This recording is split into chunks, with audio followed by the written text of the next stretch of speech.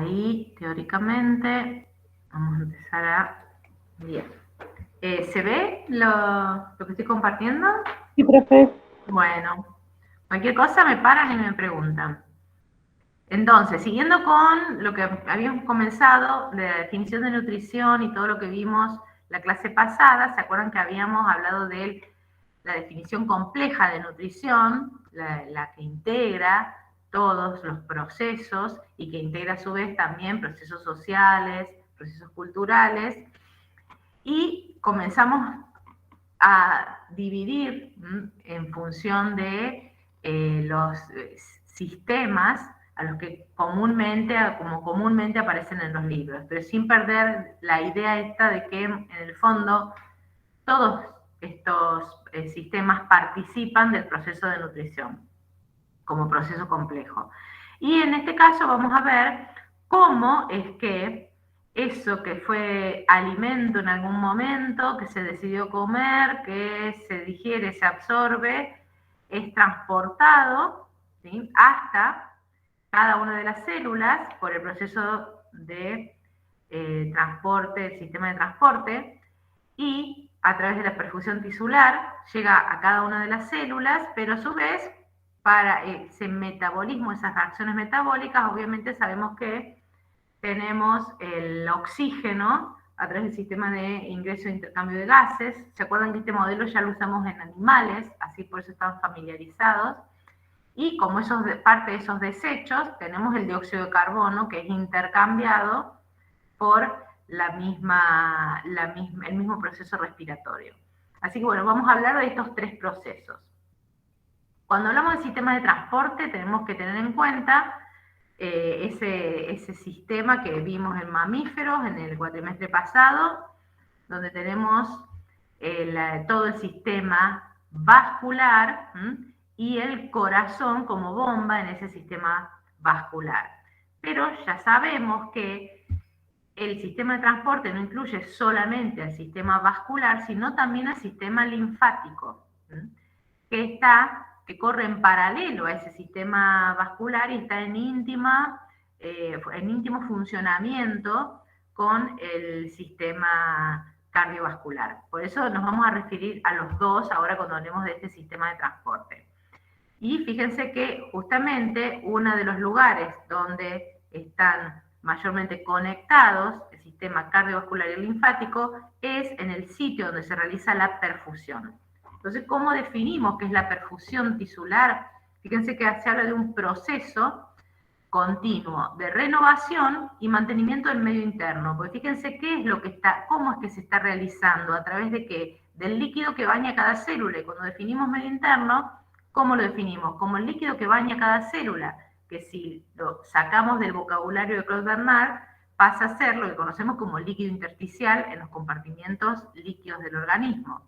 Entonces, por eso hablamos que a través de este proceso se renueva constantemente, se hace el aporte de nutrientes, de oxígeno, la remoción de los desechos de ese líquido intersticial, de ese medio interno.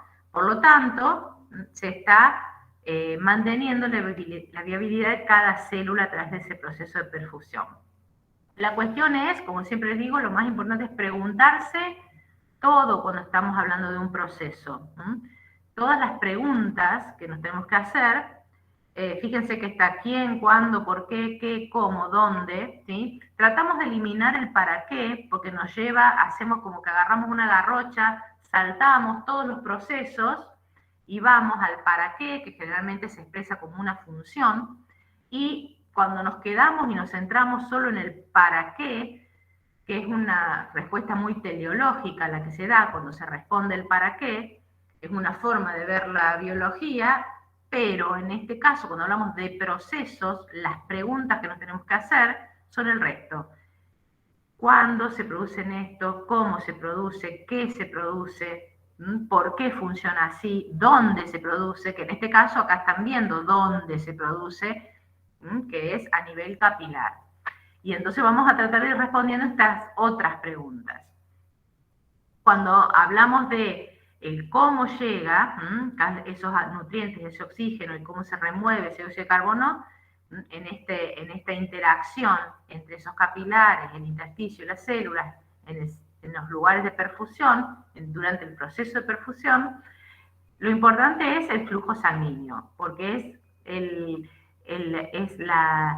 flujo sanguíneo es el tejido que fluye, porque la sangre es la que fluye, que aporte esos nutrientes y ese oxígeno y renueve. Y nuevamente vamos a otra pregunta, que es respondida a través de la hemodinamia. Si ustedes vieron hemodinamia en física, saben que es el estudio justamente del flujo de sangre en el sistema circulatorio aplicando la dinámica de fluidos, o sea, aplicando principios físicos. Por eso vamos a ver cómo integramos los principios físicos a todo este proceso del flujo sanguíneo.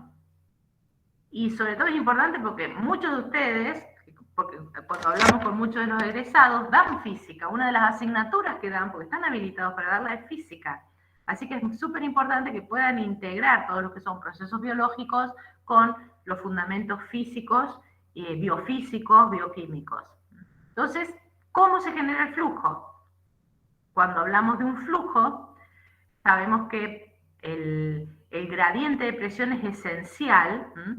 El gradiente de presión, esa delta P que aparece en las fórmulas, cuando pensamos cómo relacionamos a través de una ley física al flujo y a la diferencia de presión, ¿sí?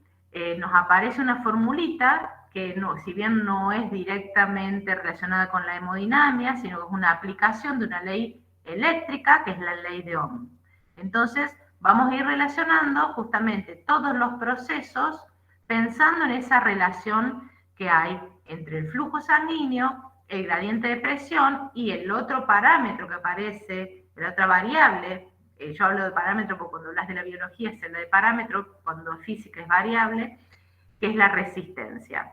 Entonces, cuando hablamos del gradiente de presión, cuando aplicamos ese concepto al sistema cardiovascular, fíjense que acá mismo en este gráfico lo que estamos observando es cómo cambia la presión, ¿sí?, a lo largo del sistema cardiovascular.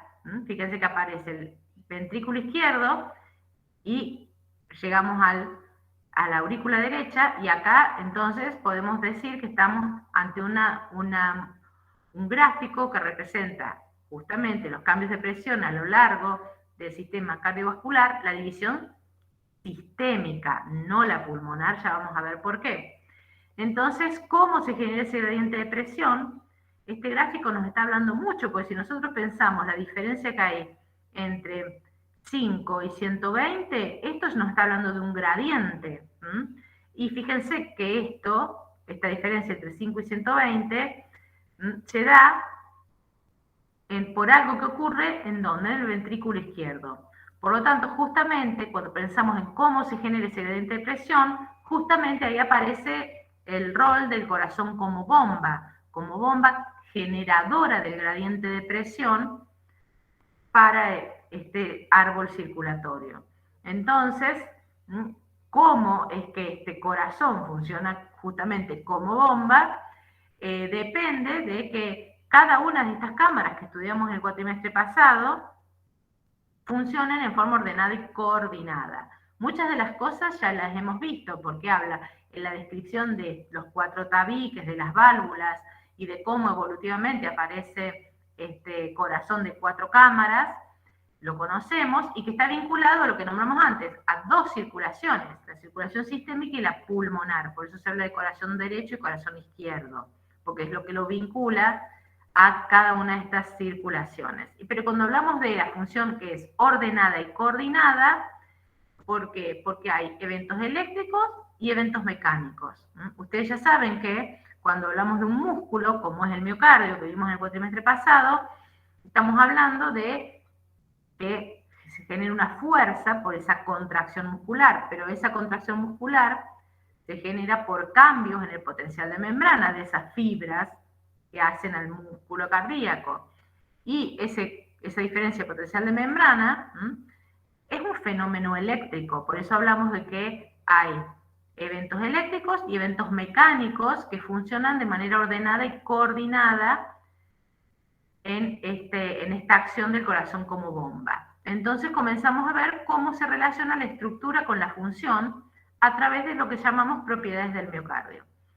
Propiedades del miocardio, la primera propiedad del miocardio como tejido cardíaco que compone el corazón es la excitabilidad.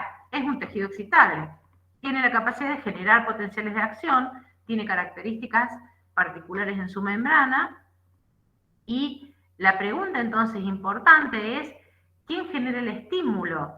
El estímulo, porque si definimos, ¿se acuerdan cuando definíamos potencial de acción? Que decíamos, es la respuesta que se da en las membranas excitables ante un estímulo, que es una respuesta rápida, que ¿se acuerdan que lo definíamos de esa forma? Como la capacidad justamente de responder a estímulos. Entonces la pregunta es, ¿quién genera el estímulo? Y ahí tenemos que hablar del conjunto de células automáticas que son autoexcitables. O sea que hay un conjunto de células particulares, que son células musculares cardíacas modificadas, que son las que generan esta otra propiedad que es el automatismo. ¿Dónde se encuentran? En una estructura, todo ese conjunto de células autoexcitables se encuentran en lo que se conoce como nodo sinusal. En ese nodo sinusal, entonces, constantemente se genera lo que conocemos como ritmo cardíaco. Y esas células justamente tienen el nombre de marcapasos o células P, por el inglés, y tienen una actividad espontánea de generar potenciales de acción, y esa característica de generar el automatismo, o sea, de despolarizarse automáticamente sin necesidad de que otro estímulo llegue, está dado por características de canales que hay en su membrana, que son canales que generan corrientes iónicas, que fíjense, si uno analiza este potencial de acción, cuando uno lo ve así rápidamente dice, ah, pero es muy parecido a un potencial de acción de una neurona. Además, hasta se pueden confundir. Pero fíjense que acá hay una característica, donde dice 4, fíjense que es que cuando hablábamos de potenciales de acción, generalmente acá aparecía una línea derechita, que decíamos, ese es el potencial de membrana. Fíjense que acá apenas llega al valor menos 60, que es el valor que sería el potencial de membrana, comienza automáticamente a despolarizarse. ¿Sí? Eso es gracias a que hay canales que se abren, que son voltaje dependientes y que se abren cuando se está repolarizando la membrana, se abren y son canales que generan corrientes iónicas y que tienen que ver con el sodio y que tienen que ver con el calcio. Entonces ingresa sodio, ingresa calcio, que se llaman canales de calcio transitorio, y se comienza a despolarizar, pero esa despolarización es automática, porque cada vez que se produce un potencial de acción, se repolariza la membrana, llega a cierto potencial de membrana, que es el menos 60, esos canales ya se están abriendo y nuevamente entonces se despolariza, sin que un estímulo específico arribe a esa membrana. Ahora, una vez que supere el umbral, se abren otro tipo de canales, que en este caso son canales de calcio lentos, y en la inversión de potencial, como sabemos, cómo se repolariza por el flujo de potasio. Entonces el flujo de potasio por canales de voltaje dependiente de potasio se genera la repolarización. Y automáticamente cuando llega a este punto se abren los canales de sodio y calcio transitorio que generan estas corrientes que se llaman corrientes I-FANI, por eso tienen la I. Todo lo que ustedes ven I es de corriente, es el corriente. Corriente de calcio, corriente F se llama FANI, que es una corriente de sodio. Y acá tenemos la corriente de potasio. Cada corriente se da por la apertura de un tipo de canal. Entonces... Profe, ¿eso es lo que leemos nosotros en el electrocardiograma? No, en el electrocardiograma, esto es lo que se da en una célula. Veamos el orden de magnitud, digámoslo, a ver, más que orden de magnitud, el nivel de organización en el que estamos hablando. Esto es un potencial de acción de una de esas células marcapasos.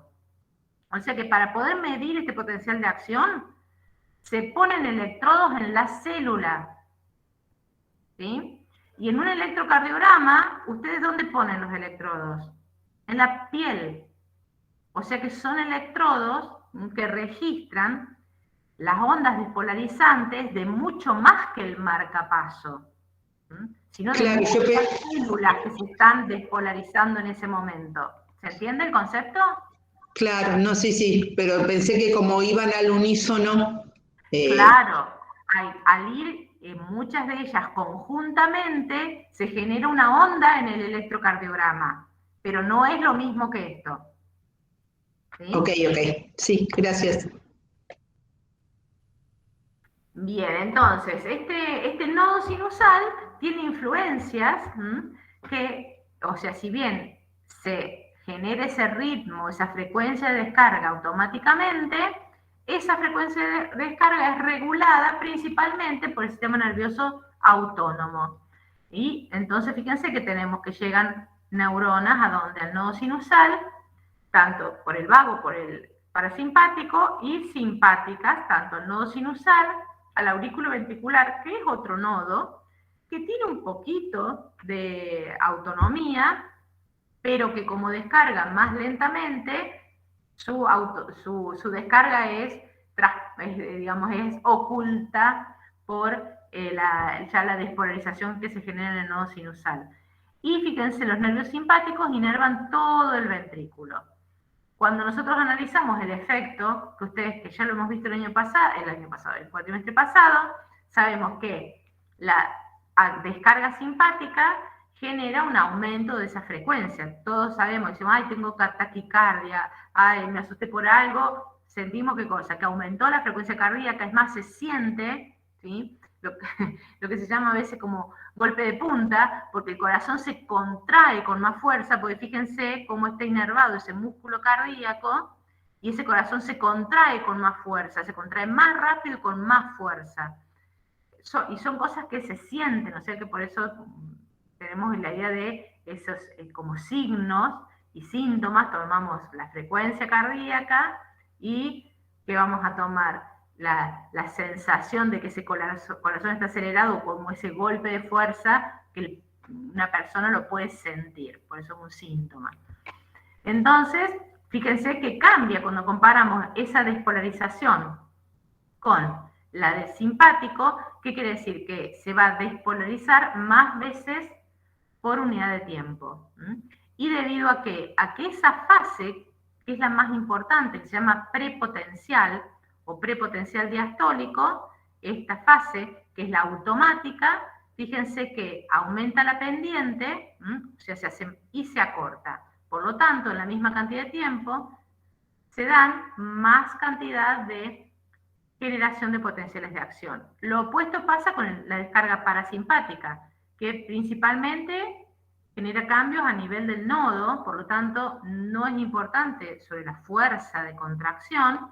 Y fíjense que en este caso que tenemos, de que la pendiente es más baja, por eso tarda más en llegar a que se abran esos canales de calcio lentos que dan a la despolarización, y a su vez, cuando se repolariza, llega a un nivel más bajo, por lo tanto, parte de más abajo. O sea que tenemos cambios que hacen que se generen menos descargas por unidad de tiempo. Por eso disminuye la frecuencia cardíaca.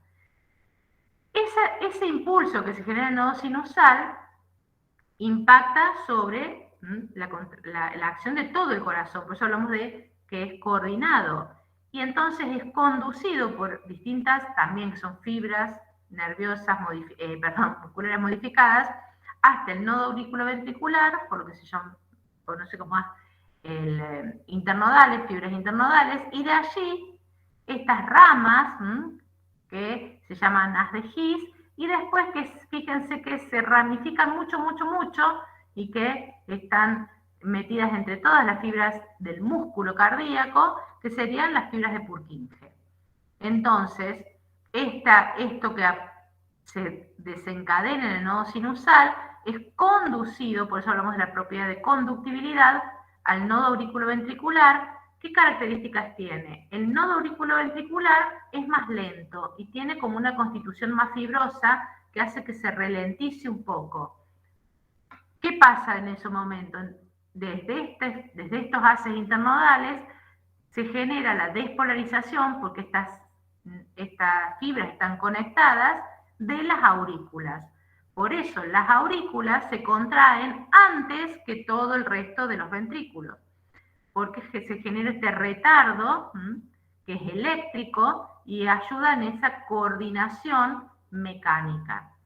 Entonces se retrasa un poquito la despolarización en el nodo auriculoventricular, y una vez que llega la despolarización a haz de His, fibras de Purkinje, están muy conectadas entre sí todas estas fibras, y entonces se contraen todas al mismo tiempo. Por eso decimos que funcionan como un sinsitio.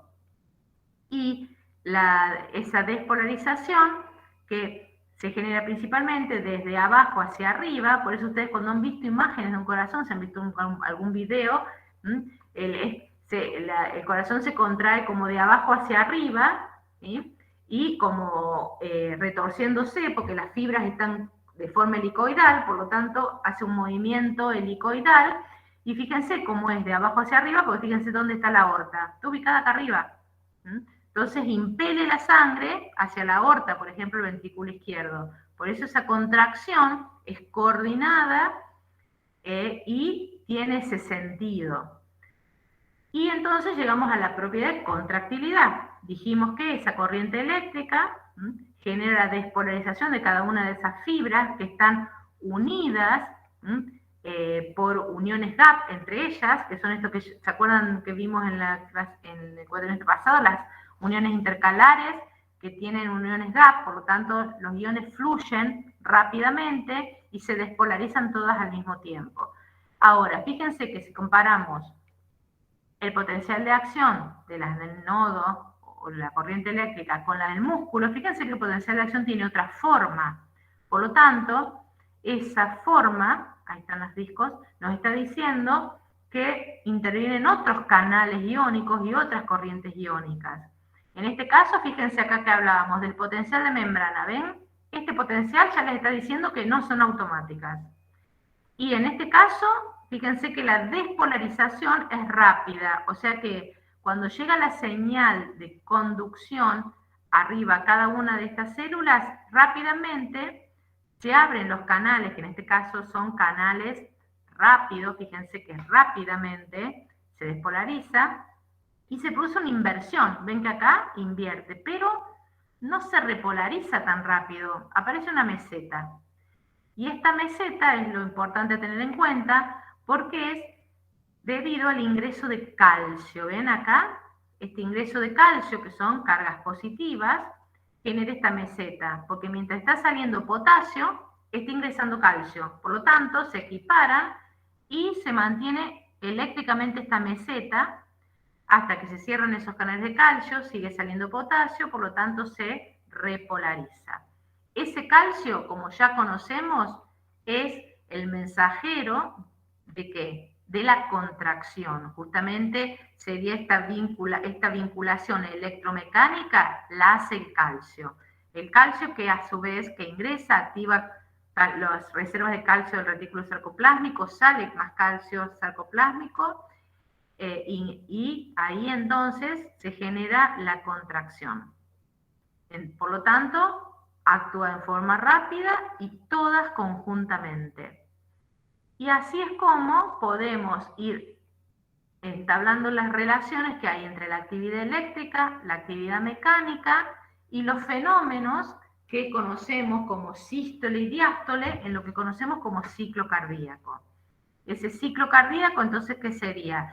La secuencia de eventos mecánicos, pero que están relacionados con eventos eléctricos previos y que generan que el movimiento, porque en realidad lo que está generando es el movimiento de sangre a través de esas cámaras. Y fíjense que cuando hablamos de sístole y diástole, tenemos la sístole auricular, la sístole ventricular, la diástole auricular, la diástole ventricular. Pero generalmente el ciclo cardíaco se estudia en función de lo que pasa en el ventrículo. Entonces, una forma muy fácil de explicar todos los procesos que se dan durante ese ciclo cardíaco es interpretar estas curvas. Entonces fíjense que acá en estas curvas, hablando de curvas, ¿qué tenemos? Tenemos cambios en el volumen, ¿sí? Cambios en la presión, por eso esta curva también se llama curva presión-volumen. ¿Y qué tenemos acá? A veces le llaman el gráfico de la puertita, le dicen también, por la forma que tiene este gráfico, que lo que va marcando el gráfico son los cambios en el volumen y en la presión durante cada fase del ciclo cardíaco. ¿En dónde? En el ventrículo izquierdo. Entonces, fíjense que acá tenemos esta fase que se llama de llenado. Fíjense que aumenta el volumen. ¿Ven que acá empezamos acá y aumenta el volumen? Fíjense que aumenta el volumen, pero prácticamente no hay aumentos en la presión. Entonces, este llenado que se da en ese ventrículo izquierdo es debido a que se abrieron en este punto, ¿qué cosa? Las válvulas auriculoventriculares que estaban cerradas, ¿sí? Entonces, fíjense que tenemos acá, ¿ven acá las flechitas? ¿Acá qué es?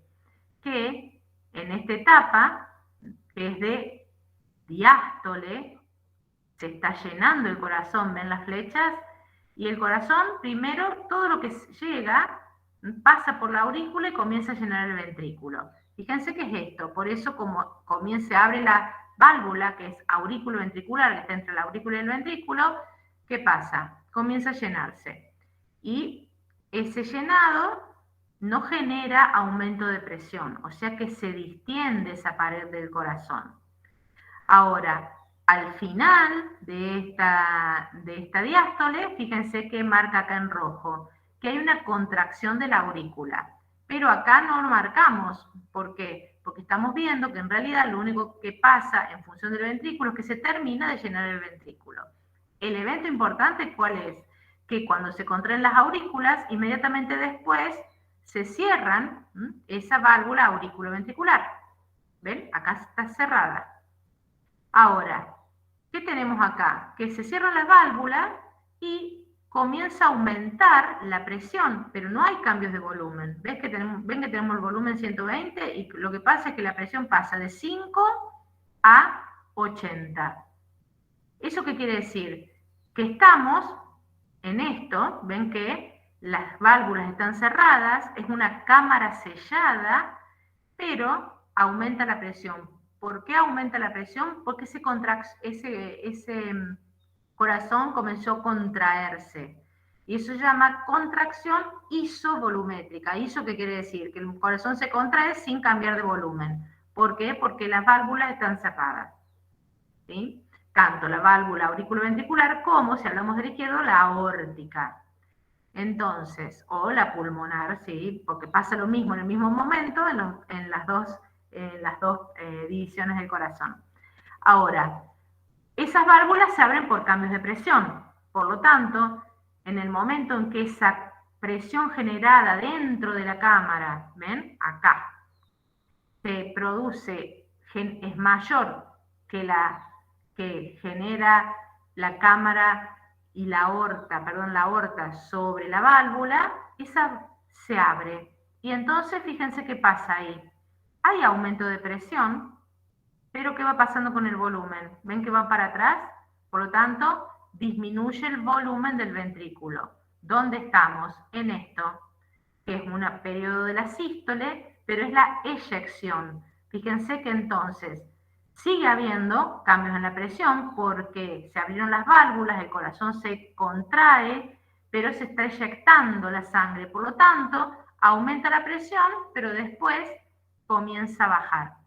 Y lo que sí cambia mucho es el volumen, que vuelve al volumen inicial, que se llama volumen residual.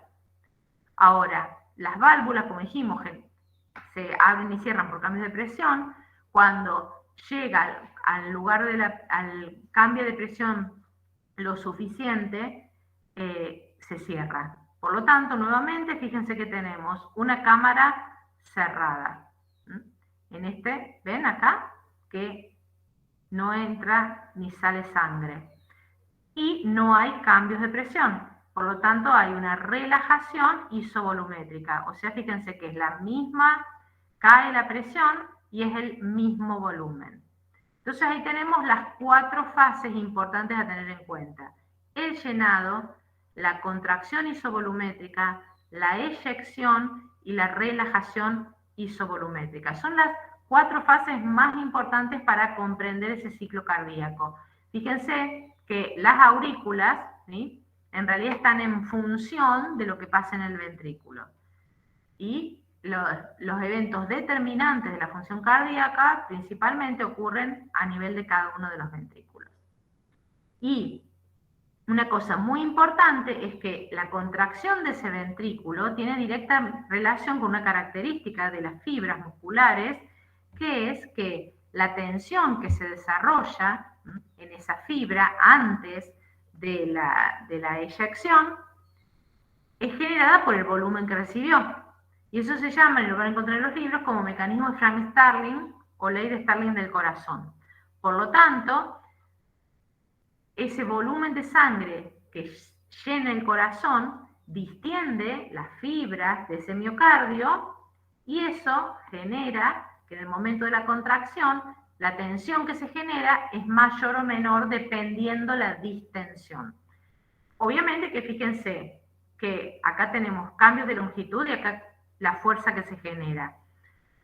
Cuando hay una longitud inicial de ese sarcómero antes de comenzar la contracción que es óptima, es cuando más fuerza, ven acá, en el vértice de esta curva, más fuerza genera. Si están muy cerca las miofirillas de ese sarcómero, fíjense, no se genera fuerza. Si están muy distendidas, tampoco se genera la fuerza adecuada, va decayendo a medida que se distiende. Por eso justamente hablamos de que hay una longitud adecuada, ¿sí? Ahora, hay una franja, que es lo que ocurre en el corazón normal, que a medida que se va llenando, se contrae adecuadamente. Ahora, si el corazón está muy distendido por alguna cuestión de que se distendió ese tejido, por algún problema cardíaco, ¿qué va a pasar? No va a tener fuerza para impeler la sangre a través de la válvula aórtica y que la eyección sea la más adecuada. Ya que esto hablamos de cómo impacta el estado de ese miocardio sobre la eyección de sangre y la circulación sanguínea. ¿Qué otras cosas impactan sobre eso que van a encontrar en los libros cuando estén estudiando? Algo que se llama precarga. En realidad la precarga es justamente lo que estuvimos hablando recién, cómo se desarrolla la tensión del músculo. La precarga sería la tensión que desarrolla ese músculo. Fíjense que cuando hablan de carga muscular, estamos hablando la fuerza que se tiene que realizar, la tensión que tiene que realizar ese músculo para realizar el trabajo, ¿sí? Es como cuando ustedes van al gimnasio y le dicen, te pongo más carga, te pongo menos carga en las pesas. Es lo mismo. En este caso tenemos la precarga, que sería lo que pasa antes de la contracción, que justamente una parte es esto que hablábamos recién del volumen de sangre que le llega, y lo otro factor es lo que hablábamos recién, el estado de ese ventrículo y la distensión de ese músculo. Y eso entonces es lo que genera la adecuada o no, si no funciona bien, tensión del músculo antes de la eyección.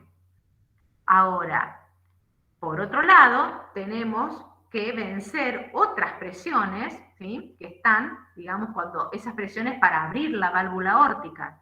Entonces, y eso se llama poscarga, que sería la tensión que se desarrolla durante, ¿vieron esa contracción isovolumétrica? Que se va desarrollando tensión para vencer, ¿qué cosa? La presión para abrir la válvula aórtica. Bueno, esa tensión muscular depende de qué, de factores como la distensibilidad aórtica, de cuán rígida es esa aorta, si esa aorta se distiende fácil, recibe rápidamente esa sangre, y las resistencias periféricas, que son la de todo el resto del circuito, de vasos que ejercen el efecto de resistencia a la circulación de esa sangre.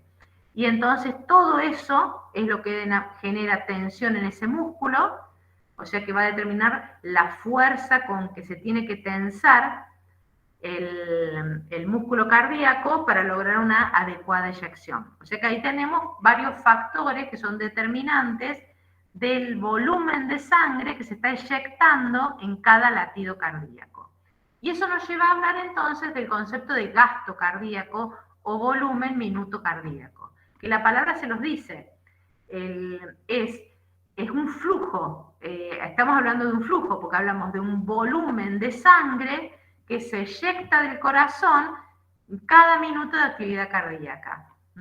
Entonces, cuando hablamos de gasto cardíaco o volumen minuto cardíaco, estamos hablando de cuánta sangre fluye del corazón hacia el sistema vascular en cada minuto de actividad cardíaca. Y es entre 5 y 6 litros, 5 y 5,5 litros por minuto. Generalmente hablamos de 5 litros para redondear. ¿Cómo podemos obtener eso? ¿De qué va a depender? De todo lo que estuvimos hablando recién.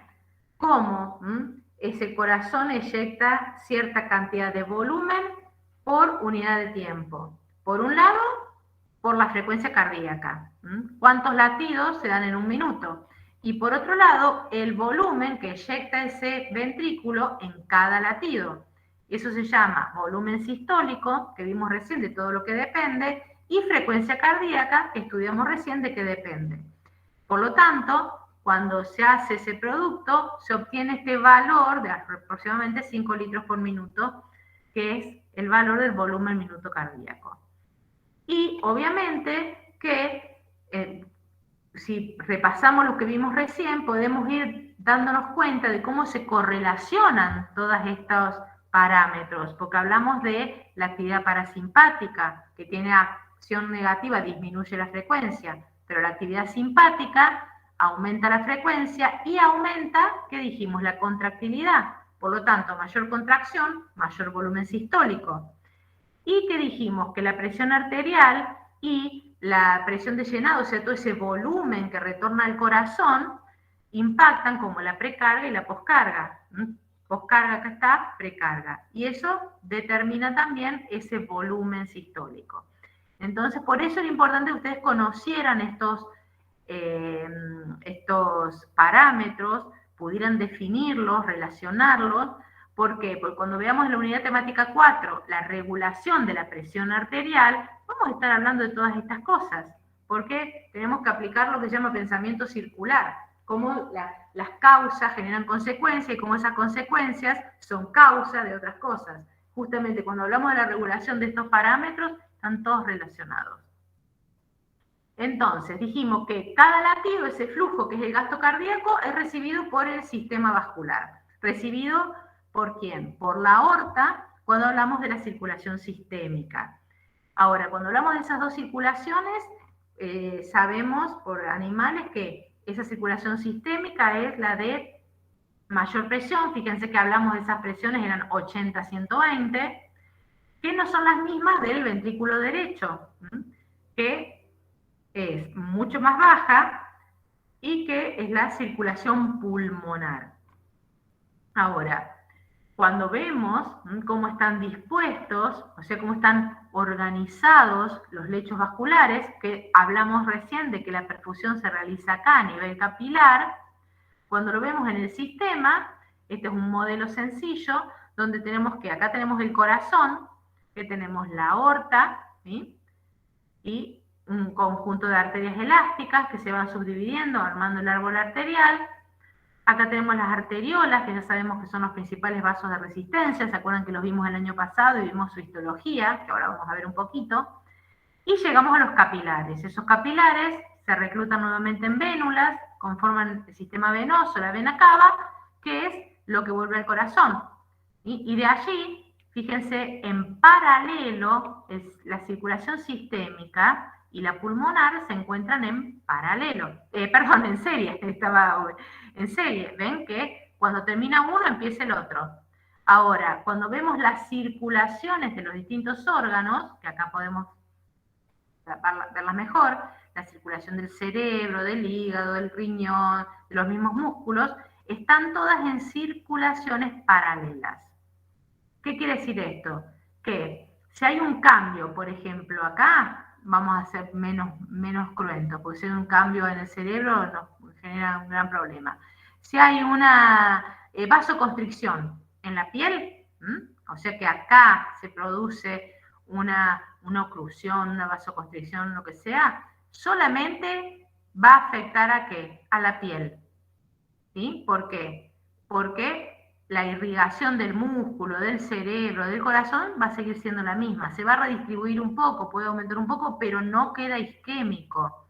Y eso es súper importante, este diseño que tiene la circulación, que lo aplicamos a lo que ustedes conocen como disposición en serie de los circuitos eléctricos y en paralelo, porque también aplicamos justamente estos principios eléctricos de la física para entender cómo funcionan estos lechos vasculares. Y cuando hablamos de estos vasos sanguíneos, repasen si no recuerdan las estructuras histológicas, se acuerdan que todos tienen endotelio, pero las capas por fuera de ese endotelio cambian. El vaso que tiene solo endotelio son los capilares, y después se van sumando otras capas y va a cambiar la constitución de esas capas dependiendo del tipo de vaso. Y entonces esos componentes estructurales de la pared de los vasos son muy importantes en la función que cumplen cada uno de esos vasos. Fíjense que acá tenemos los capilares, que son solamente endotelio, pero todo el resto de los vasos y las vénulas que tienen algunas fibras musculares, a ver dónde están musculares, acá les faltaría tienen algunas fibras musculares que los envuelven, el resto tienen fibras elásticas, fibras musculares y fibras de colágeno. O sea que tienen distintos niveles de complejidad en esas estructuras que hacen a su función. Entonces, ¿qué función cumplen cada una de ellas? Y después vemos que dependiendo de cuánto hay de cada una, es la función que tiene ese vaso. Las fibras elásticas, como todo elástico, y ustedes conocen las leyes de la elasticidad de física, y la ley de Hooke, ¿se acuerdan del módulo elástico? Que hablamos de que justamente todo elemento elástico, todos los tejidos del cuerpo son viscoelásticos, justamente se estiran y tienen la capacidad de recuperar el tamaño original. Y esa propiedad funcional se le otorga la cantidad de fibras elásticas. Cuanto más fibras elásticas tienen, mayor elasticidad. Y, o sea, se pueden estirar y recuperar su forma original. Las fibras de colágeno, que son muy importantes, estructurales, ¿se acuerdan que en animales es una definición de animales? Tiene fibras de colágeno, ¿sí? Tienen capacidad de estiramiento muy baja, fíjense, prácticamente nada, y generalmente están como en los tejidos, como acortadas. Entonces se pueden estirar un poco, pero no mucho. Por lo tanto, otorgan resistencia al estiramiento. Es lo opuesto a las fibras elásticas.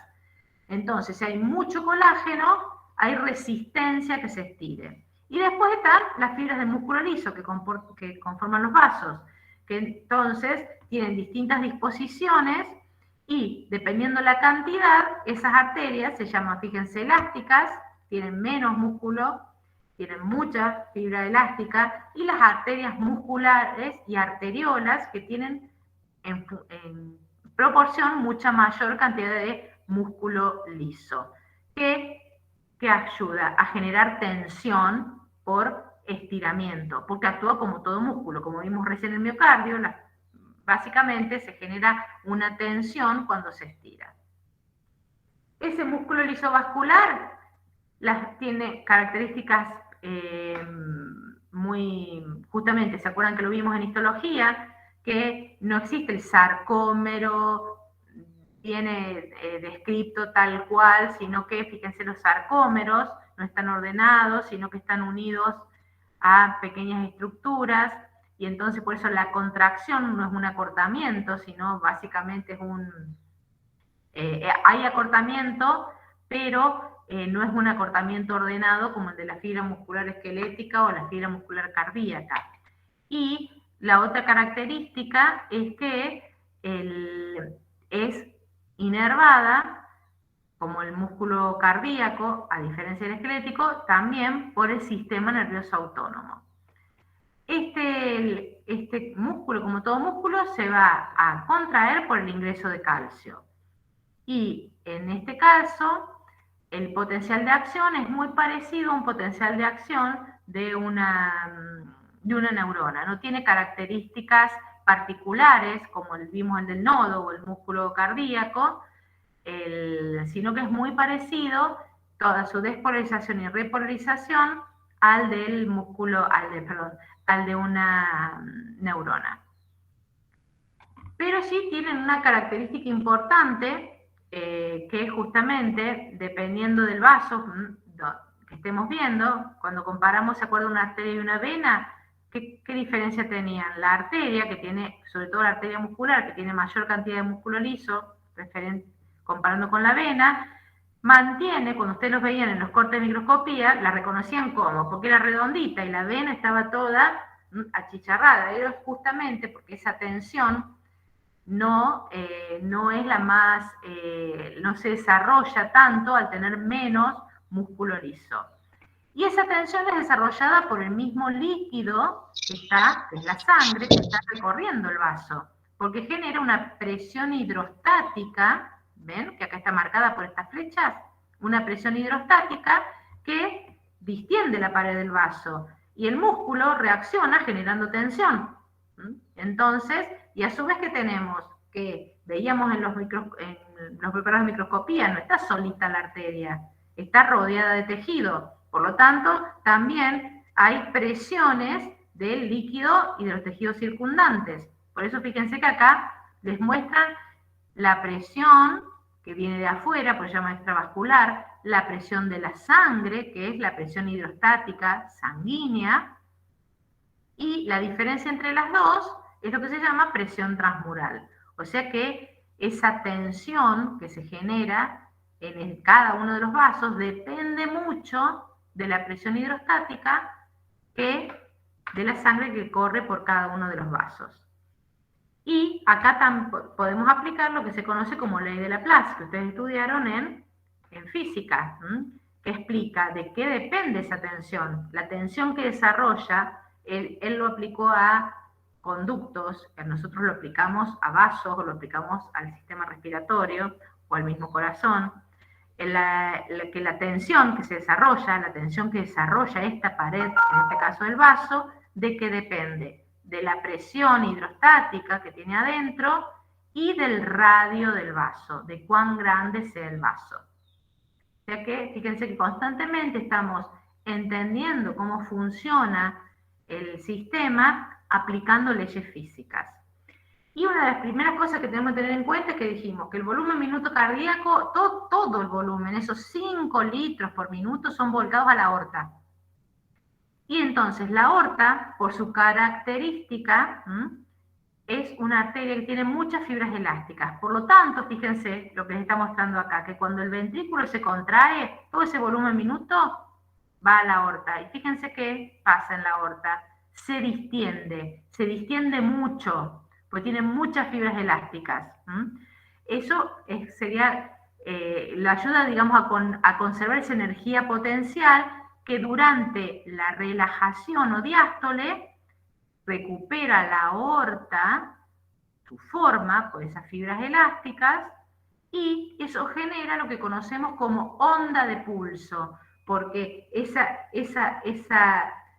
distensión y esa baja durante la diástole, esa distensión en la sístole, baja en la diástole, es lo que se conoce como onda de pulso. Eso que ustedes se toman acá, el pulso arterial, es eso, es la onda de pulso generada por esto que se llama efecto Wien-Kissel, que no importa, pero que sí sepan que es generado por esta propiedad elástica de la aorta. Si esta aorta tiene mucho colágeno o pierde fibras elásticas, cambia esa onda de pulso. Y cuando la sangre comienza a recorrer el sistema, entonces comienzan a aparecer las otras, hay arterias que siguen, que tienen mucha, que son esas arterias elásticas, pero se van convirtiendo, van perdiendo capa elástica, aumenta la capa muscular, y en ese caso ya no se distienden tanto y generan una gran tensión al recibir el volumen de sangre, cada una de esas ondas. Porque el músculo, como dijimos, al recibir la sangre, distiende el vaso y el vaso se tensiona. Esas son las arterias musculares que van, y las arteriolas, que obviamente que al responder tensionando van a generar resistencia a ese flujo de sangre.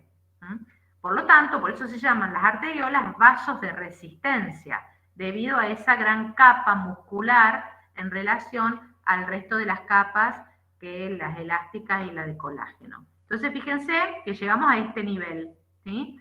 A esos vasos de resistencia, que son principalmente las arteriolas, que hablamos de un tono arterial, que quiere decir que no están nunca flácidas, siempre mantienen un estado de contracción, y que ese tono va a impactar directamente sobre ¿qué? Sobre la perfusión que se da a nivel de los capilares. Entonces, volviendo a aplicar lo que hablamos al principio de la ley de Ohm, hablamos del flujo, que es ese volumen minuto cardíaco, hablamos de la diferencia de presión y entendimos cómo se genera esa diferencia de presión con el corazón como bomba, y hablamos de la resistencia y conocemos muy sintéticamente los fundamentos de la resistencia de esos vasos al flujo de sangre. Ahora, hay una ley que ustedes conocen también que explica parte de esa resistencia. Uy, perdón, me adelanté. Acá justamente le quería decir que si bien el mismo músculo liso ofrece resistencia por esa reacción que se llama miogénica, de cuando se distienden, tienden a contraerse, también tienen esos vasos inervación simpática, que descarga tónicamente, y eso mantiene el tono de esas arteriolas. Y también tiene muchos otros eventos que son metabólicos, o el mismo flujo de sangre, la velocidad del flujo, que genera que en este endotelio, por ejemplo, se libere óxido nítrico o se libere endotelina, o que también vamos a ver cuando veamos regulación que sobre ese músculo actúan hormonas. O sea que eso ténganlo todo en cuenta, porque lo vamos a relacionar cuando veamos cómo, regulando la resistencia, regulamos la presión arterial. Y cuando hablamos de las variables que impactan en la resistencia, fíjense que la ley de Poiseuille, que si bien la diseñó Poiseuille para explicar el flujo por tubos, si uno despeja el flujo, ¿qué tenemos? Aplicamos esa ley de Poiseuille a explicar la resistencia al flujo. Y acá, ¿qué tenemos? Esta N, que es la viscosidad, que cuando hablamos de viscosidad y hablamos de flujo sanguíneo, es la viscosidad de la sangre, que ya vamos a ver de qué depende. La longitud, que no cambia porque la longitud de ese circuito cerrado es siempre la misma. Pi, que es el pi, porque hablamos de pi por radio, que sería para hablar de la circunferencia, pero lo importante acá es que el radio del vaso esté elevado a la cuarta.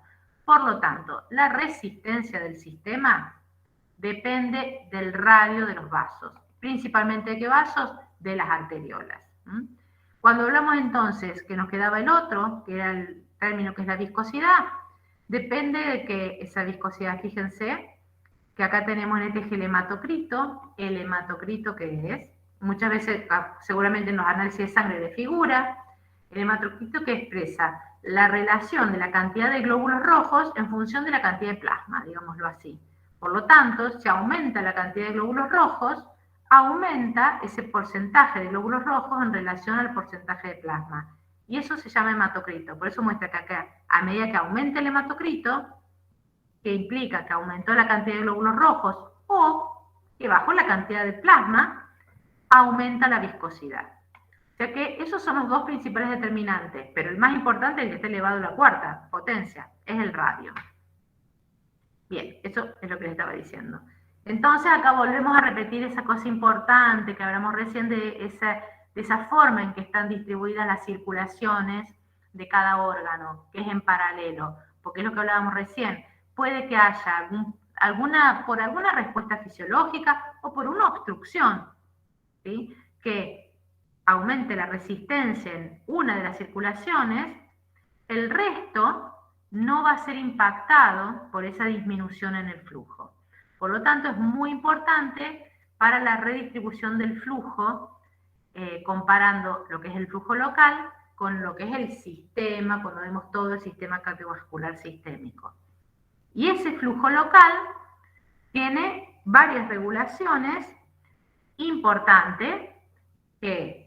¿Por qué es importante? Porque, por ejemplo, si hablamos del flujo local del músculo esquelético, cuando ese músculo esquelético está en ejercicio, fíjense, pasa esto que vemos acá, consume más oxígeno, porque genera más ATP constantemente, y acá que vemos que cuando aumenta el consumo de oxígeno, fíjense que se genera con el flujo local, aumenta el flujo local. Por lo tanto, ¿qué quiere decir eso? Que los productos metabólicos impactan sobre el estado de relajación de esas fibras musculares lisas. ¿Esas fibras de quién? De las arteriolas, que son las que regulan el flujo de la perfusión de cada célula. Y productos entonces metabólicos son los que van a impactar sobre el estado de contracción de la fibra muscular lisa del vaso. Por ejemplo, protones, por ejemplo, ADP, del ATP que se produce pasa a ADP, el ADP, potasio de esa contracción, la misma disminución de la presión parcial de oxígeno, el aumento del dióxido de carbono, todo ese cambio en el ambiente, en ese líquido intersticial que rodea a estas células musculares lisas, generan que disminuya el tono, por lo tanto, disminuye la resistencia y aumenta el flujo. Pero no aumenta el flujo en todo el cuerpo, aumenta el flujo solamente en el músculo que se está contrayendo. Por eso hablamos de regulación local.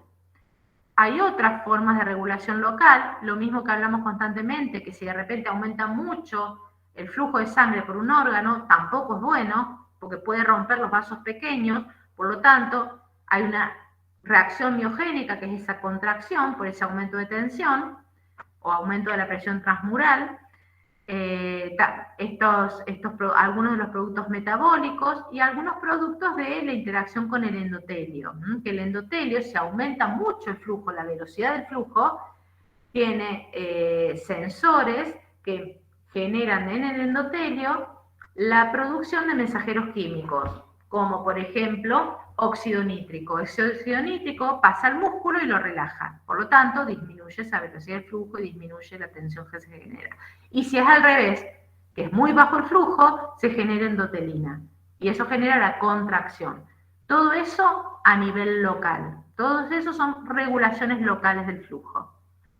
¿Qué impactan en qué? En lo que hablamos de la perfusión, porque dependiendo del estado de contracción de esta arteriola, va a ser cómo fluya la sangre y cómo sea la perfusión de ese tejido. Ahora, no solamente impacta el estado de contracción de las arteriolas que llevan a esos capilares, sino también que en algunos tejidos hay, por ejemplo, esfínteres precapilares que entonces regulan el paso de sangre a través del lecho capilar. Y eso impacta en qué? En la cantidad de capilares que llevan sangre, por lo tanto impactan en qué? En la perfusión de cada célula.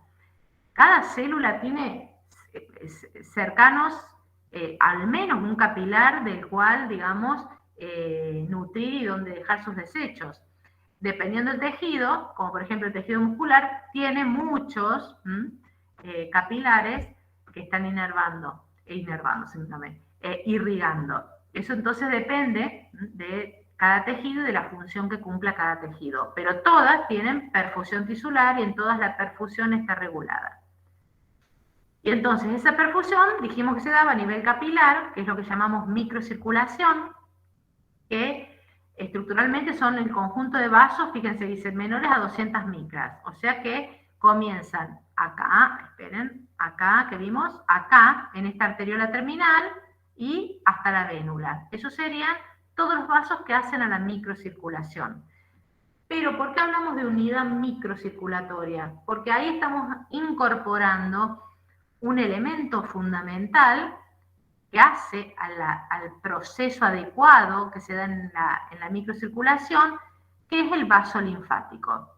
O sea, funcionalmente trabajan juntos, por eso es una unidad funcional microcirculatoria.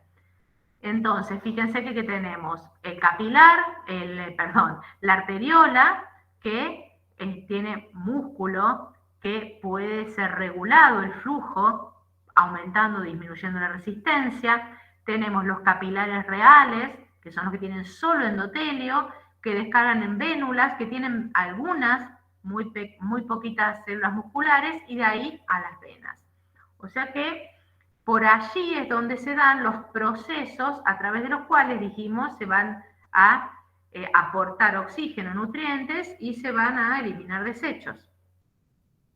Y dependiendo, dijimos, el tipo de tejido, pueden aparecer esfínteres precapilares o metarteriolas que regulen el flujo en ese lecho capilar. En esa regulación, que es la local, es lo que va a influir en qué, en cómo va a ser la perfusión, el estado de resistencia de esas arteriolas precapilares. Y influye ¿por qué? Porque cuando vemos el flujo de sangre, ese flujo de sangre, por esos capilares que son muy pequeños, fíjense cómo circula un eritrocito por esos capilares, en ese flujo tenemos que se da el intercambio de oxígeno y de nutrientes. O sea que todo lo que está circulando acá hace un recorrido, o sea, pasa de la sangre al glicocálix, que son estas estructuras, que son proteínas, glicoproteínas, que atraviesa el endotelio, dos membranas, el intersticio y llega a la célula. ¿Sí? O sea que fíjense todo el recorrido que todos los procesos que implican todo esto que hablamos de perfusión tisular. Ahora, ¿cómo se hace ese intercambio en estas células que son las capilares? Dependiendo del capilar, porque hay distintos tipos de capilares, acá estamos hablando de capilares sistémicos, porque después hay capilares hepáticos que tienen grandes fenestras como estas, ¿sí? Hay capilares discontinuos, hay capilares, cuando veamos la semana que viene el glomérulo, que también, los discontinuos son los del hígado, los fenestrados son los del riñón, y generalmente en el cerebro los capilares tienen uniones muy fuertes, porque es como una barrera, es la barrera hematoencefálica, y en la circulación general entonces hablamos de distintos procesos porque va a depender del tipo de capilar. Ahora, los elementos que se intercambian se pueden intercambiar por difusión, como el oxígeno, el dióxido de carbono, lípidos, por pinocitosis, en realidad por transitosis, porque se endocitan en un extremo y se exocitan en el otro. Paracelular puede ser que atraviesen entre células, o sea que dependiendo el tipo de molécula que se intercambie, va a ser el tipo de mecanismo a través de ese epitelio. Entonces, ahí aplicamos, por ejemplo, la ley de Fick. Esa ley de Fick que ya hemos hablado, que expresa qué cosa. La capacidad de difusión de un elemento a través de una membrana. En este caso, que ya sabemos de qué va a depender, de la diferencia de concentración, del espesor y del área de intercambio. Entonces, por ejemplo, cuando hablamos del oxígeno, del dióxido de carbono, estamos aplicando esa ley de Fick. Cuando hablamos de moléculas más grandes es por pinocitosis, iones por transitosis. Cuando hablamos de iones y agua, puede ser por las paracelular. Y una cosa muy importante que se da es cuando no se da ese intercambio solo por cambios de concentración, como en la ley de Fick, sino cuando se da por cambios en la presión hidrostática. Y ahí hablamos de las fuerzas de Starling. Fíjense que al señor Starling lo nombramos 2 veces. Lo nombramos en la distensión, cuando hablamos de cómo se distendía esas membranas, esas miofibrillas en el miocardio, como ley de Starling del corazón. Y ahora hablamos de fuerzas de Starling. ¿Por qué hablamos de fuerzas de Starling? Porque hablamos de presiones que impactan sobre esa membrana capilar y que regulan el fluido, principalmente lo que fluye entre el capilar, el intersticio y el sistema linfático. Y junto con ese fluido hay iones, glucosa, proteínas. Entonces, ¿cuáles son las fuerzas? ¿Una fuerza cuál es? La misma de la sangre, o sea, una fuerza hidrostática, que es la del flujo sanguíneo. Pero también hay una fuerza hidrostática del intersticio, porque es líquido. O sea que ahí tenemos una fuerza hidrostática que impulsa a salir el líquido y una fuerza hidrostática intersticial que se opone a esa salida. Y después que tenemos otra cosa que impacta mucho en las fuerzas hidrostáticas, en el manejo del agua, que es la presión de las proteínas, la presión oncótica, más específicamente coloidosmótica, porque también es la proteína más el sodio, por ejemplo, que está acoplado a esa proteína. Y ahí que tenemos las proteínas plasmáticas, ¿sí?, que ejercen una presión, en ese caso de retención de líquido en el vaso. Y en el intersticio hay muy poquita proteína, por lo tanto es casi despreciable. Entonces, ¿qué vamos a tener? Una suma algebraica de presiones en este largo capilar entre un extremo arterial y un extremo venoso. Pero a su vez tenemos que tener en cuenta que en este extremo arterial que hay una presión efectiva, o sea, la presión hidrostática es tan fuerte que genera que el líquido tienda a salir, supera las fuerzas de retención del líquido. Pero como el líquido va saliendo, ¿qué va pasando? La presión hidrostática va cayendo. Por lo tanto, se invierte esa relación de fuerzas y fíjense lo que dice, que lo muestra esta flecha. Acá hay que sale el líquido, ¿ves? 24 litros por día, se mueven fuera del capilar, y en el extremo venoso, como se invierten las fuerzas de Starling, se reabsorben. Pero se reabsorben 20. Por lo tanto, hay 4 litros por día en el sistema, en todo el sistema, de líquido que salió de los capilares y que va al intersticio. Pero no queda en el intersticio, sino que es captado por los capilares linfáticos. Por eso hablamos de que funcionan conjuntamente. Si no hubiera capilares o si funcionan mal, estamos edematizados constantemente, porque ese líquido que quedó en el intersticio se acumula. Por lo tanto, la función de ese capilar, de ese terminal capilar, es muy importante. Y a su vez, cuando ingresa líquido, ¿qué ingresan también? Ingresan células, ingresan patógenos, que se acuerdan que cómo llegaban por los capilares, ¿a dónde? Al ganglio linfático, como por este mecanismo. Entonces, justamente hablamos de que esa presión efectiva de filtración se modifica del extremo arterial al venoso, quedan líquido en el intersticio que es tomado por el capilar linfático, pero ese capilar linfático, ¿se acuerdan lo que vimos al principio? Que está unido por el conducto torácico a la circulación sanguínea, por lo tanto, vuelve a la circulación ese líquido.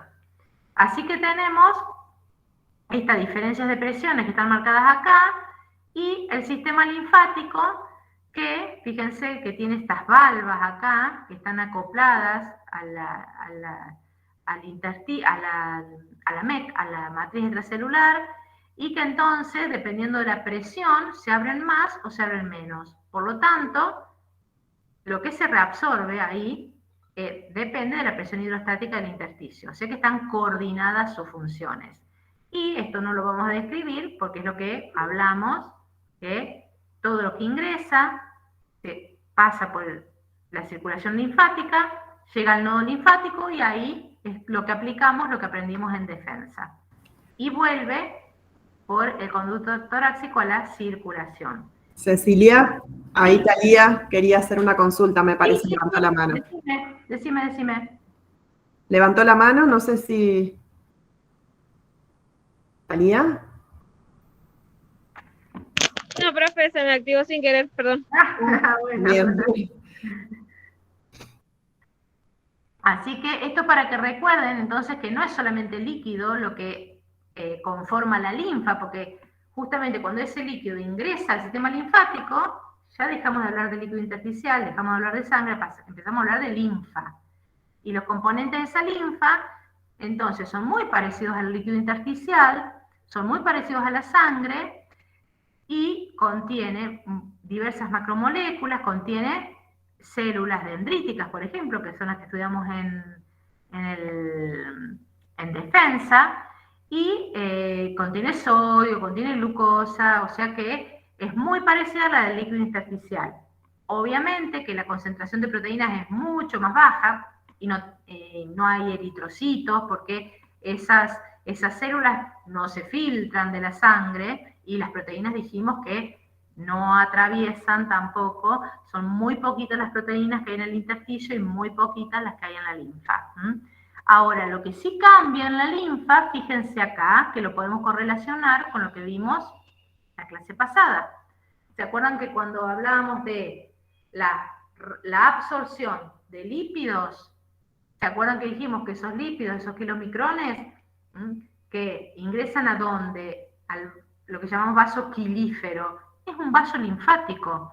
Por lo tanto, la linfa que se está generando a nivel intestinal en el momento de la absorción va a tener muchísima carga lipídica, por ejemplo, ¿sí? En la región hepática, donde se produce la síntesis de proteínas, fíjense que la carga es mucho más alta. O sea que también la constitución de esa linfa depende de qué órgano está, en qué órgano están esos vasos linfáticos.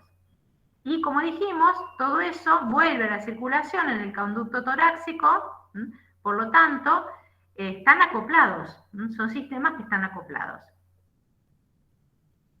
Y ahora ya vamos a terminar esta parte, hacemos un recreo. El próximo es más cortito, porque es como que se repiten muchas cosas, pero está bueno darlo junto para que ustedes entonces puedan relacionarlos y saber que estamos hablando de lo mismo.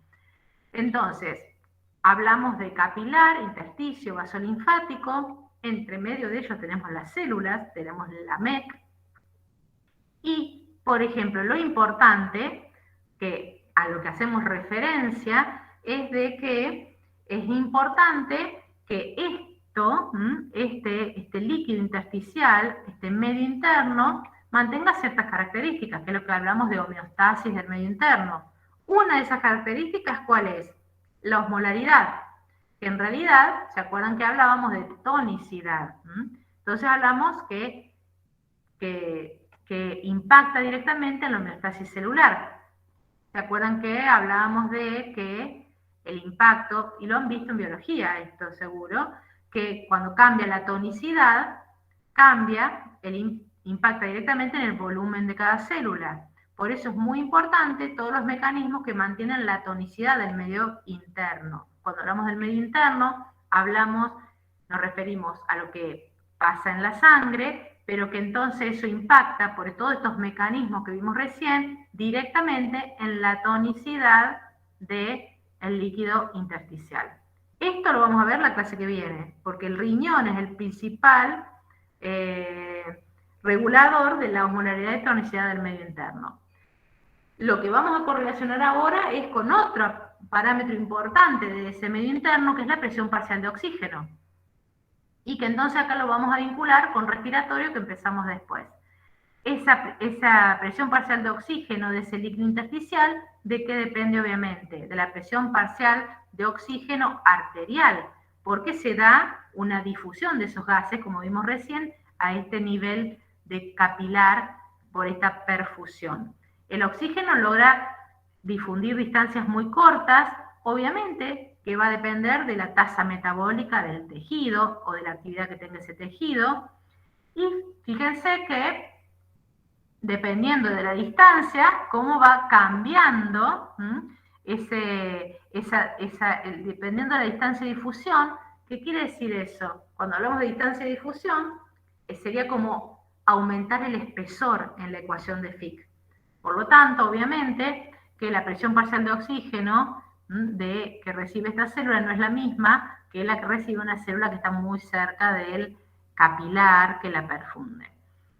Y una vez que se realiza esa perfusión, tenemos al sistema venoso, que es un sistema que se llama de capacitancia, porque ¿Se acuerdan que lo veíamos? Que estaban todas medias ocluidas cuando lo veíamos en el corte histológico. Tiene una capa muscular mucho menor, tiene pocas fibras elásticas, porque encima se distiende y no tiende fácilmente a recuperar, por eso tiene mucha capacitancia, tiene mucha distensibilidad, tiene poca retracción elástica. Por lo tanto, fíjense que cuando comparamos, fíjense la cantidad de sangre que hay en el compartimento arterial y en el venoso, generalmente se dibuja así, porque el compartimento venoso contiene mucha sangre.